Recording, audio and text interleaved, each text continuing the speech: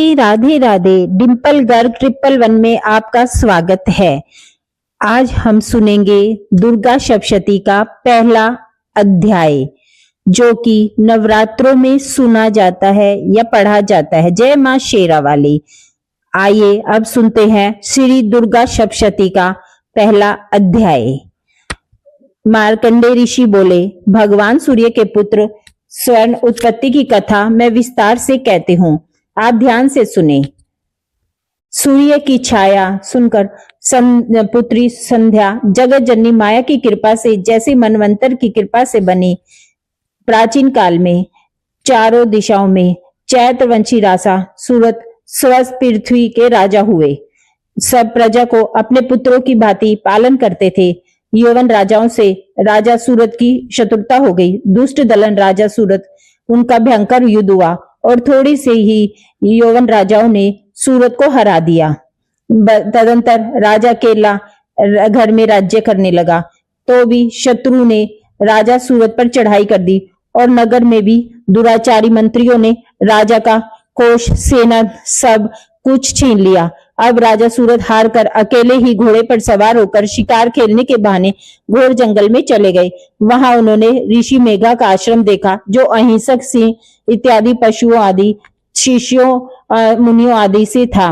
वहां बैठे हुए महर्षि मेघा ने सूरत ने नमस्कार किया, इसी आश्रम में रहने लगे। कुछ काल के बाद अपने राज्य तथा प्रजा की चिंता में विचरने लगा। जिस राज्य को मेरे प्रजा ने भली भांति चलाया मैंने और पालन किया, वो आज मुझसे ऐसे छल कर रहे हैं। वो दुष्ट मंत्री राज्य का पालन धर्म नीति के अनुसार कर रहे हैं या नहीं, और मेरा मुख्य हाथी भी उन लोगों के वश में हो जाने से क्या क्या कष्ट भोग रहा होगा। जो बेकार जो नौकर हैं वो नित्य धन प्रसन्नता से काम करते थे, वे भी कष्ट पाते होंगे। मंत्री राज्य के धन को व्यर्थ ही अपव्यय करते होंगे। जितने मेरे पूर्वजों ने बड़े कष्ट से धन को इकट्ठा किया था, वो सब नष्ट हो गया होगा। इसी प्रकार वह राजा राज्य की सभी बातों को सोचकर चिंता करने लग गया। एक दिन आश्रम के सम्मुख एक वैश्य को आते देखा, तो राजा ने उससे पूछा, अरे भाई, तुम कौन हो और यहाँ क्यों आए हो? तुम्हारा मलिन मुख शोभित क्यों नहीं दिखाई दे रहा? तो इस प्रकार राजा सूरत की बातें सुनकर उस समाधि नाम के वैश्य ने राजा सूरत से कहा कि हे राजन, मैं समाधि नाम का एक वैश्य हूँ।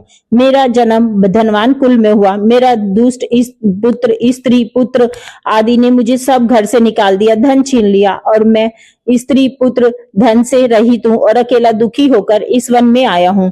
मुझे अपनी स्त्री बंधुओं का कुछ पता नहीं है। मैं यहाँ रहने के कारण अपने स्त्री पुत्र तथा सब जनों की परिस्थिति को भी नहीं जानता कि वे इस समय अपने स्थान पर सुखी हैं या दुखी हैं। मैं ये भी नहीं जानता मेरे पुत्र सदाचारी हैं या अभिचारी। राजा बोला, जिन स्त्री पुत्र आदि ने आपको धन संपत्ति को छीन लिया, उन पर आपका मन क्यों जा रहा है? वैश्य बोला, आपने मेरे विषय में जो बातें कही वो वास्तव में सत्य है, परंतु मैं क्या करूं? मेरा चित्त फिर भी उन्हीं में आसक्त हो रहा है। क्या करूं? तब सब जनों के निर्मोही होने पर भी मेरा मन उनके प्रति प्रेम है। मार्कंडेय ऋषि बोले, तत्पश्चात से बोले, समाधि वैश्य और राजा दोनों मिलकर मेघा मुनि के समक्ष गए और वहां मेघा ऋषि के साथ प्रसंग सुनने लगे। राजा बोला, ऋषि, मैं आपसे कोई बात पूछना चाहता हूँ। तब, हे महाराज, मेरा मन वश में नहीं है। इस समय मैं सोच रहा हूँ, मेरे स्त्री पुत्र बंधु बांधवों की ममता मुझ पर अभी तक बनी हुई है। हे मुनि श्रेष्ठ, ये जानते हुए भी मेरा स्नेह उन अज्ञानियों की भांति विशेष बढ़ता जा रहा है, और समाधि वैश्य को भी स्त्री पुत्र आदि ने त्याग दिया तथा इसे घर से बाहर निकाल दिया। यह भी उनमें अति आसक्त है। इसी तरह हम दोनों दुखी हैं। हे महाभाग, उन दुगे दोषों को जानते हुए भी हम दोनों का हृदय उनके प्रति ममता में आसक्त है। इतना ज्ञान होते हुए भी ऐसी ममता क्यों है? हम दोनों को अज्ञानियों की भांति मूर्खता क्यों उत्पन्न हो रही है? तब ऋषि मेघा ने कहा, समस्त तत्वों को जानने योग्य ज्ञान होता है। हे महाभाग, सभी कार्य अलग अलग होते हैं। रूटीन में नहीं देखते कि वो ना दिन में देखते ना रात में देखते। पुरुष ज्ञानी सत्य है, यह जानना चाहिए। केवल उनमें ही नहीं सभी पशु पक्षी मृग आदि में भी मनुष्य की भांति ज्ञान होता है, स्त्री ज्ञान होता है। जैसा मनुष्य में आहार आदि की इच्छा उत्पन्न होती है, वैसे ही पशु पक्षी आदि भी आहार विहार निंद्रा मैथुन आदि की इच्छा भाव से भूख होने पर भी ममतावश कार्य करते हैं और बच्चों को चोंच में खाना खिलाते हैं।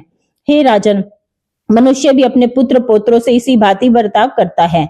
वह पालन पोषण इसी इच्छा से करते हैं कि जब हमारी वृद्धावस्था आएगी तब हमारा पालन पोषण होगा। चाहे तुम नहीं देखते क्या, पुत्र ना भी करे तब भी माता पिता उनका करते हैं, क्योंकि विश्व की स्थिति को रखने वाली महामाया उनको मोह के गठन में डाल देती है। इसमें कोई आश्चर्य नहीं है। भगवान विष्णु की यह योग निंद्रा है जिससे संसार मोहित हो जाता है। यह भगवान की माया है। भगवती देवी बड़े बड़े ज्ञानियों के चित्त को जबरदस्ती खींचकर मोह में डाल देती है। इस देवी ने ही चराचर विश्व को उत्पन्न किया है। यही देवी प्रसन्न होकर भक्तों को वरदान देती है जिससे मुक्ति मिलती है। वही मुक्ति की परावर सनातनी जाता है। राजा बोला, हे भगवान, आप जिसे महामाया कहते हैं वह कौन सी देवी है और कैसे उत्पन्न हुई और उसका क्या कारण है? उसका स्वभाव स्वरूप उत्पत्ति आदि के बारे में मैं सुनना चाहता हूँ, सो आप सभी वृतांत मुझे सुनाएं। ऋषि ने कहा, हे, वह देवी मुक्त है, सराचर जगत में व्याप्त है, तथापि उसकी उत्पत्ति अनेक भांति से हुई है। इस कथा को तुम मुझसे सुनो। वह भगवती देवताओं के कार्य सिद्धि के लिए उत्पन्न हुई है और अजन्मा उत्पन्ना कहलाती है। जब भगवान विष्णु संपूर्ण विश्व को त्याग अंत में जल ही जल होके योग निंद्रा में शेष हो गए शयन कर रहे थे, उस समय विख्यात मधु कैटव दो घोर असुर भगवान विष्णु के कान से पैदा होकर ब्रह्मा जी को मारने के लिए पैदा हुए, लेकिन ब्रह्मा जी विष्णु जी के नाभि कमल पर स्थित थे। इन दोनों भयंकर असुरों को मारने को आता देखकर भगवान विष्णु को सोता देखकर ब्रह्मा जी योग निंद्रा की प्रसन्नता एकाग्रता से स्तुति करने लगे, जिससे भगवान विष्णु के नेत्रों से भगवती योग माया अपना प्रभाव डाला और भगवान जाग गए। वह योग माया है विशेश्वरी जग माता सीधी सभा करने वाली भगवान विष्णु की अतुर तेज वाली निंद्रा स्वरूप अनुभव शक्ति है। ब्रह्मा जी बोले, हे महामाया, तुम स्वतः अर्थात देवताओं को पालने वाली हो, तुम सदा हो, तुम षटकार स्वरूप हो, अमृत ऋतु भी हो, अक्षरों में स्वर तुम ही हो तथा नित्य आदि मात्रा भी तुम ही हो। हे देवी, तुम ही संध्या सावित्री हो, तुम ही संसार की जननी हो, इसलिए हे मातेश्वरी विश्व को उत्पन्न पालन संहार करने वाली हो। आप ही महाविद्या, महामाया, महामेघा, महास्मृति, महामोया, महादेवी, महासूर्य, आप समस्त चराचर को चलाने वाली हो, सतरम तम को चलाने वाली हो। आप ही काल रात्रि, प्रलय स्वरूपा, महारात्रि तथा तरुण मुख, आप शिव, घोर गदा, चक्र, शंख, धनुष, बाण, भूषंडी, परिधि आदि अस्त्र शस्त्र को धारण करने वाली हो। हे देवी, आप ही सौम्यता हो, आप ही संसार में इतनी सुंदर हो, पर अपराधों में श्रेष्ठ आप ही परमेश्वरी हो। जो इस विश्व की रचना पालन और संहार करते हैं, उन भगवान विष्णु को आपने अपने निंद्रा वश कर लिया है। फिर बताइए, कौन आपसे प्रार्थना करने में समर्थ है, जबकि आपने भगवान विष्णु, शंकर तथा मुझसे यह शरीर लिया।